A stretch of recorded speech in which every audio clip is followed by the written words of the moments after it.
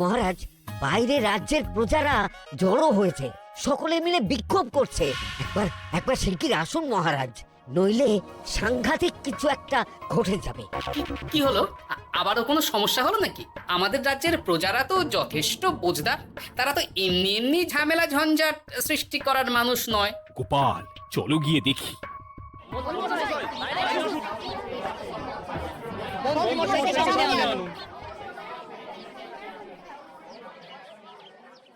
কি ব্যাপার, তোমাদের কি সমস্যা হয়েছে?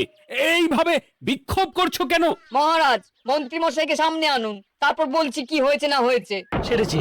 আরে আমাকে ডাকছে কেন? আচ্ছা, বলছি তোমরা একটু শান্ত হও।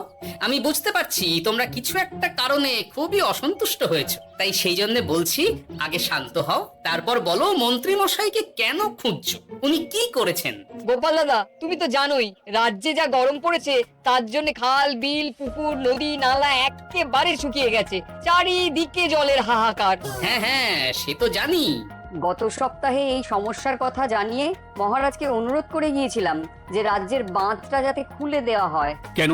আমি তো তোমাদের কথা রেখেছি। আমি তো দুদিন আগেই মন্ত্রীকে পর্যাপ্ত পরিমাণে মোহর দিয়ে বাঁধ খোলার কাজে পাঠিয়েছিলাম। কেন, উনি কি বাঁধ খোলেননি? সেইটা ওনাকেই জিজ্ঞাসা করুন। গত দুদিনে উনি তো বাঁধ খুলতে আসেনি, উপরন্তু আমরা ওনাকে ডাকতে গেলে উনি আমাদেরকে তাড়িয়ে দিয়েছেন। সে কি, এ তো ভারী অন্যায়। দুদিন ধরে অপেক্ষা করে আর না থাকতে পেরে আজকে আমরা এখানে এসেছি। এই অবস্থায় আমরা কি করব? যদি আমাদেরকে আমাদের রাজ্য সাহায্য না করে তাহলে কোথায় যাব আমরা? ছি ছি ছি, আমি তো ভাবতেই পারছি না। মন্ত্রী, এই মন্ত্রী! মহারাজ, মন্ত্রী মশাইয়ের ব্যাপারটা পরে দেখে নিচ্ছি, আগে এদেরকে শান্ত করেই চলুন। মনে রাখবেন, প্রজারা একবার বিপক্ষে চলে গেলে কিন্তু খুব মুশকিল হয়ে যাবে। শোনো সকলে, তোমরা আজকের দিনটা একটু কষ্ট করো। আমি আমি কথা দিচ্ছি, কাল সকাল হলেই বাঁধ খোলার ব্যবস্থা করব। ঠিক আছে? ঠিক কথা বলেছো তো গোপাল দাদা। দাদা বলে যখন ডাকো, তখন দেখো এই দাদা তার ভাইদের কিছুতেই নিরাশ করবে না। শুধু আজকের দিনটা একটু চেয়ে নিচ্ছি, ব্যাস। ঠিক আছে, আজকে আমরা চলে যাচ্ছি, কিন্তু কালকে কিছু না হলেই। কোনো কিন্তুরই জায়গায় নেই পুঁটির বাবা। আর তোমরা রাগ করো না। চিন্তা করো না, সকাল হলেই সাঙ্গ পাঙ্গ নিয়ে আমি বাঁধ খোলার কাজে নেমে যাব।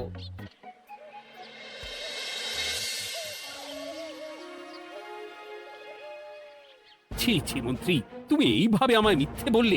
ভাবতেই পারছি না কি দরকার ছিল আমায় মিথ্যে আশ্বাস দিয়ে প্রজাদের সামনে নাক কান কাটার। মুখে খুলুক কেন? উত্তর দাও। না মানে আমার শরীরটা ঠিক ভালো ছিল না, তাই বাড়ি থেকে বেরোতে পারিনি।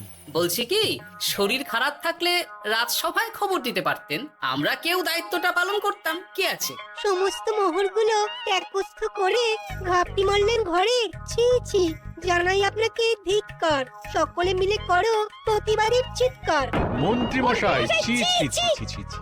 মহারাজ, আপনি এক্ষুনি মন্ত্রী মশাইকে কদিনের জন্য সভা থেকে বহিষ্কৃত করুন। সে তো করবই, তবে তার আগে আমি চাই কালকে যখন বাঁধ খুলতে তোমরা নামবে, তখন সেই কাজে কোনো লোক নিয়োগ না করে মন্ত্রীকেই বাঁধ খুলতে নামাবে। মহারাজ, এ কেমন বিচার আপনার? আমি না রাজ্যের মন্ত্রী। মন্ত্রী না ষড়যন্ত্রী। মন্ত্রী মশাই, তাহলে কালকের জন্য প্রস্তুত থাকুন। মহারাজের বাঁধ খোলার জন্য সকল মোহর তো আগেই আত্মসাৎ করেছেন, এবার শুধু কাজে নেমে পড়বেন, কেমন?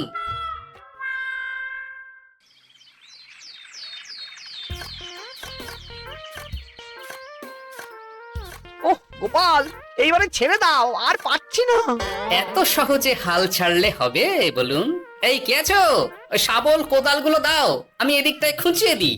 সভাকবি বিজ্ঞানী, এসো এসো এসো, হাত লাগাও। সবে মিলে করি কাজ, বাঁধ খোলা হবে আজ। বাঁধ খোলা হবে আজ, মন দিয়ে করো কাজ। একদম, হাত লাগাও, জোর লাগাও। গোপাল দাদা, সভাকবি, বিজ্ঞানী দাদা আর আর বাকি দাদা ভাইরা আসুন আসুন, সকলে একটু শরবত খান। আমাকেও একটু শরবত দাও। মোহরগুলো খেয়েও তৃষ্ণা মেটেনি বুঝি? বাঁধ এক্ষুনি খুলবে, প্রজাদের সব জ্বালা জুড়বে। বাঁধ খুলে গেছে। আমাকে বাঁচাও, আমাকে বাঁচাও। কোনো সময় ভুল করলে নিজেই সেই ভুল শুধরে আবার ফিরতে হয়। আপনিও তাই করুন মন্ত্রী মশাই, নিজেই উঠে আসুন। চলো সকলে। গোপাল, তুমি তোমার সাথীদের নিয়ে যা করলে সত্যি ভাবাই যায় না। মহারাজ, নিজেদের রাজ্যের সমস্যায় নিজেরাই কোমর বেঁধে নেমে সমস্যার সমাধান করেছি, পরিস্থিতি মোকাবিলা করেছি। এর জন্যে আপনি এমন করে বলবেন না। ওহ, তোমরা না থাকলে যে কি হতো। মহারাজ, আমরা আছি তো, এত ভাববেন না আপনি। আপনি বরং আমাদের সকলের জন্য কিছু খাবারের ব্যবস্থা করুন, খুব খিদে পেয়ে গেছে। হ্যাঁ হ্যাঁ, নিশ্চয়ই নিশ্চয়ই। তোমরা সকলে ভিতরে এসো, হাত পা ধুয়ে নাও, ততক্ষণে আমি রানীকে আহারের ব্যবস্থা করতে বলছি।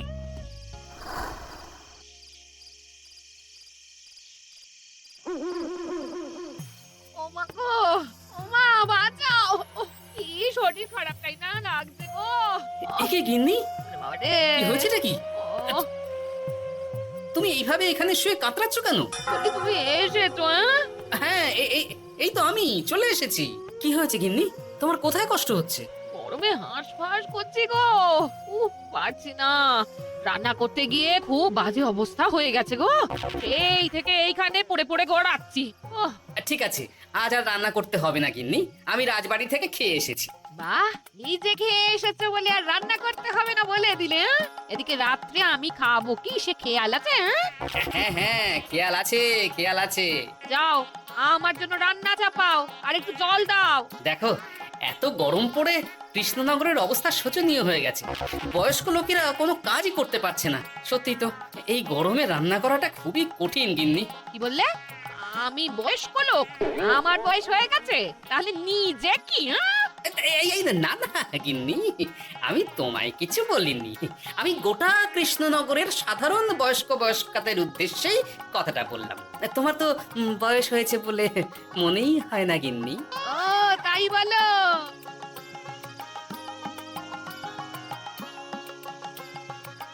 নাও গিন্নি, জল নাও। আজ না হয় আমি রান্না করব। হে ভগবান, মুখের একটু লাগাম দাও। এইভাবে যখন তখন সত্যি কথা বলিও না।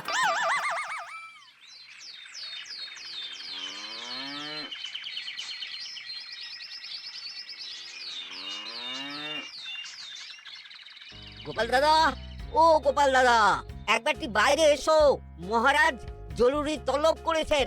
আবার কি হলো? গোপাল দাদা, গিন্নি, একবার ও বাইরে গোপাল গিয়ে দাদা। দেখে আসি, বুঝলে? পেয়াদা এসে অনেকক্ষণ থেকে ডাকছে। ওহ, গোপাল দাদা, আচ্ছা গিয়ে গোপাল দেখো। দাদা, হুম।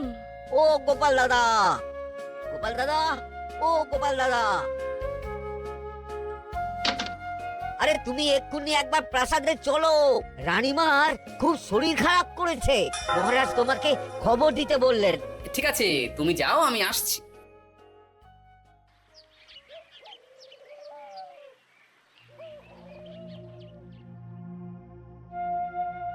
গোপাল, কি হবে বলো তো? রানী তো দুমদাম করে ব্যারামে পড়ে না।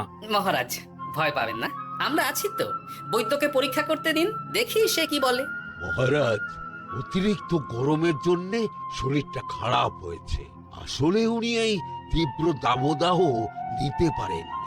তবে চিন্তা করবেন না মহারাজ, আমি বাড়ি গিয়ে এক ধরনের বিশেষ পথ্য পাঠিয়ে দিচ্ছি।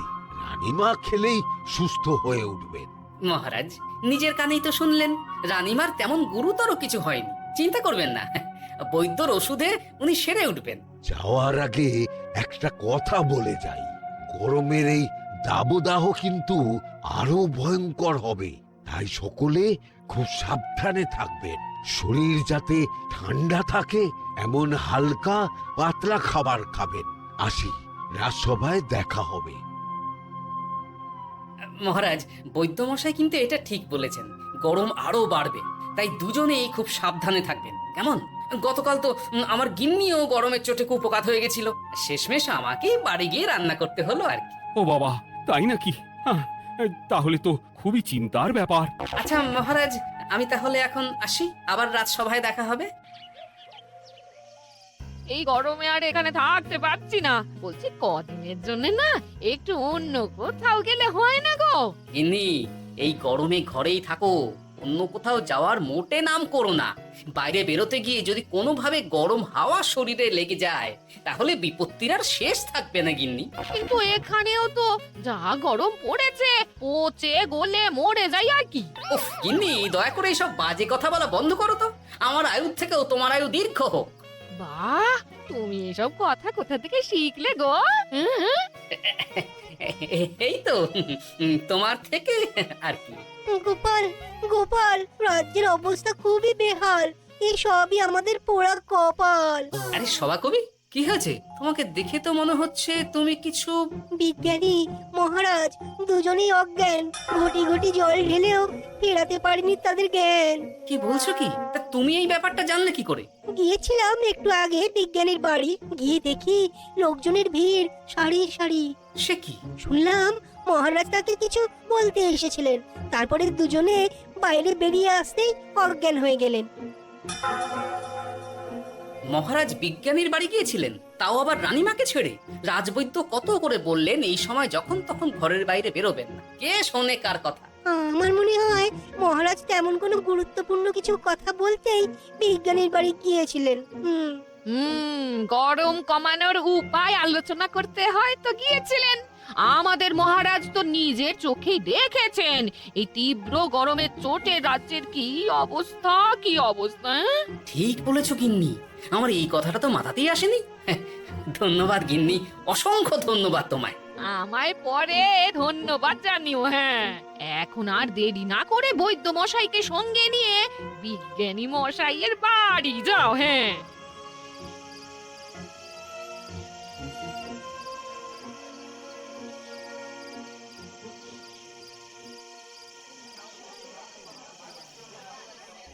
কি বুঝছেন বৈদ্যমশাই? খুব একটা ভালো কিছু বুঝছি না গোপাল। দেখো, সত্যি বলতে ওই কৃষ্ণনগরের অবস্থা খুবই বাজে। তাই এখানকার মানুষেরা একে একে অসুস্থ হয়ে পড়ছে। বাইরের অবস্থাটাও তো ভালো নয়, বুঝতেই পারছো। এখন সান্ধ্যকালীন হাওয়াতেও গরমের তাত রয়েছে। দেখুন, রাজ্যের যা অবস্থা, তাতে যদি রাজ্যের মাথা থেকে সমস্ত প্রশাসনিক প্রধানরাই অসুস্থ হয়ে পড়েন, তাহলে তো ভীষণ বিপদ। সে তো বটেই। এই জন্যেই আমি বলি কি, মহারাজ সহ সকল সভাসদেরা এই রাজ্য ছেড়ে কদিনের জন্য পাহাড়ি কোনো এক জায়গায় গিয়ে থাকুন। পরিবার নিয়েই যান। দেখুন, আগে নিজেরা বাঁচলে তবে তো রাজ্যবাসীকে ভালো রাখতে পারবেন, তাই না? কথাটা কিন্তু মন্দ বলেনি বৈদ্য। গোপাল, এই গোপাল, তুমি পাহাড়ে যাওয়ার ব্যবস্থা করো। এইখানে আর কিছুদিন থাকলে মরেই যাব। হ্যাঁ গোপাল, আমারও তাই মত। এক্ষুনি যা শরীরে ক্লান্তি এসেছে, আর কদিন এইখানে থাকলে মরেই যাব। মহারাজের অনুরোধে গরম কমানোর কোনো ব্যবস্থাও তো করতে পারলাম না। বাইরে বেরোনো মাত্রই দুজনে মূর্ছা গেলাম। বাবা, ঠিক আছে, বুঝেছি। মহারাজ, আপনি আর এই ব্যাপারটা নিয়ে বেশি ভাববেন না। বিজ্ঞানী, তুমিও আর বেশি কথা বলো না। আমি পাহাড়ে যাওয়ার ব্যবস্থা করছি। আমরা রাজসভা সকলে সব পরিবারে যাব। অনেক কাজ হয়েছে, এখন কিছুদিন আমাদের বিশ্রাম দরকার।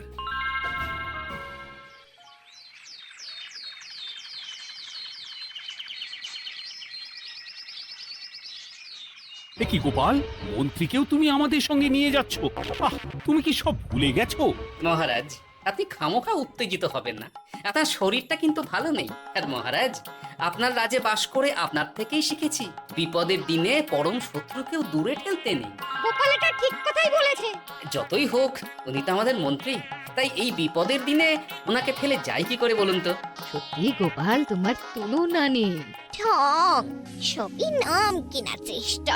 গোপাল, চলো এইবারে রওনা দিই। বলছি, খাবার দাবার আর জলের কলসিগুলো উঠেছো তো? হ্যাঁ, খাবারের পাত্রগুলো আপনার জিম্মায় থাকবে, আর জলের কলসিগুলো আমি সামলাবো।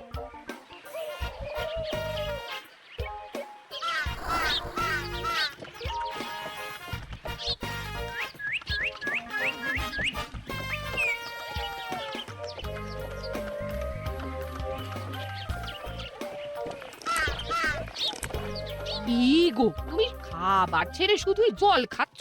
ওদিকে মন্ত্রী মশাই যে সব খাবার একাই সাবার করে দিলে না? ভালোই তো, থাক না। এরপরে বড় বাইরে যেতে হলে বুঝবে। আমি তো ওই জন্যই নিজের জিম্মায় শুধুমাত্র জল নিয়েছি। দেখো, জল খেলে ছোট বাইরে যাওয়ার দরকার হলে চলে যেতে পারবো, কিন্তু বড় বাইরে যাওয়ার দরকার হলে তো যেখানে সেখানে যেতে পারবো না। তাই জলই সই। কিন্তু সবার জল যদি তুমি একাই শেষ করে দিলে তাহলে এই রে, এটা তো ঠিক বলেছো গিন্নি। পথে ঘাটে কোনো পানীয় জলের পুকুর বা কুয়ো দেখলে জল ভরে নিতে হবে, বুঝলে?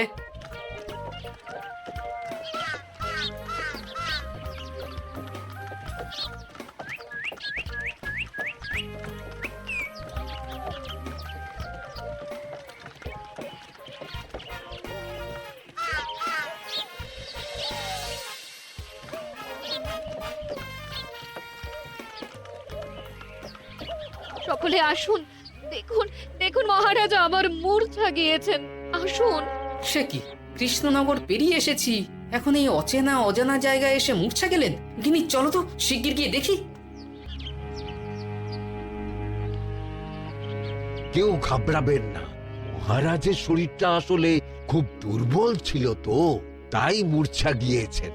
তবে চিন্তার কিছু নেই, আমি এক ধরনের পথ্য দিচ্ছি, এটা খেলেই উনি আবার সুস্থ হয়ে যাবেন। ঠিক আছে বৈদ্যমশাই, আপনি তাহলে যত তাড়াতাড়ি সম্ভব পথ্যটা তৈরি করুন। হ্যাঁ, আমার এই পথ্যটা তৈরি করার জন্যে একটু জলের প্রয়োজন, একটু জলের ব্যবস্থা করুন তো। এ মা, বলি গাড়িতে যে এক ফোঁটাও জল নেই গো, কি হবে? এই গোপাল, তুমি একাই সব জল খেয়ে বসে আছো? হ্যাঁ গোপাল, এখন এসব বাদ দাও, চলো একটু জলের ব্যবস্থা করি। হ্যাঁ, খানাখন্দ, খাল বিল, নদী, সমুদ্র, যেখান থেকে পারো জল নিয়ে এসো। জল ছাড়া এই পথ্য বানানো অসম্ভব। গোপাল, এ কি করা যায় বলো? দাঁড়াও, আমি একটু ছোট বাড়ি থেকে ঘুরে আসছি। হ্যাঁ, খুব জোরে বেগ আসছে, ত্যাগ না করতে পারলে বুদ্ধি খুলবে না।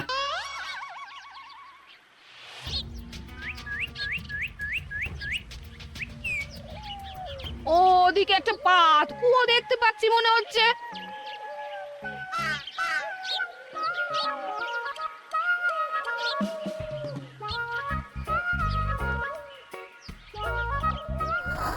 জল কোথা থেকে পাবো? তবে কি জলের অভাবে আজকে মহারাজ সুস্থ হতে পারবেন না? রানীমা, ব্যাকুল হবেন না, আমি আছি তো। আমি থাকতে কিচ্ছু অঘটন ঘটবে না। সকলে শুনুন, বিশেষত মহিলাদের বলছি, আপনারা সকলে নিজেদের কাছে যত শাড়ি আছে সেই প্রত্যেকটা শাড়ি আমাকে দিন।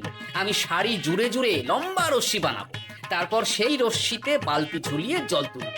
দয়া করে কেউ দেরি করবেন না।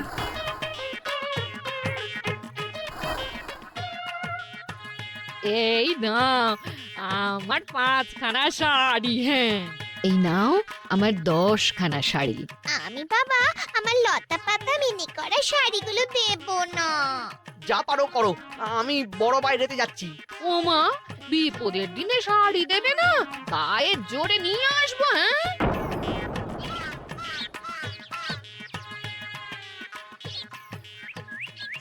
এ বাবা, এখনো কিছুটা কাপড় লাগবে তো। যা গভীর পাতকুয়া, সবার সব শাড়ি তো কাজে লাগিয়ে দিয়েছি, এখন কি হবে? আরে ওই তো কার একটা ঝোপের কাছে ধুতি পড়ে রয়েছে, যাই ওইটাই নিয়ে নি। এই গোপাল, গোপাল, আরে করো কি, করো কি? ওটা তো আমার ধুতি। আরে আরে আমি এই ঝোপে বড় বাইরের জন্য এসেছি। আরে মন্ত্রী মশাই, বড় বাইরে করার সময় অযথা অন্যদিকে মন দেবেন না, তাহলে পেট সাফা হবে না।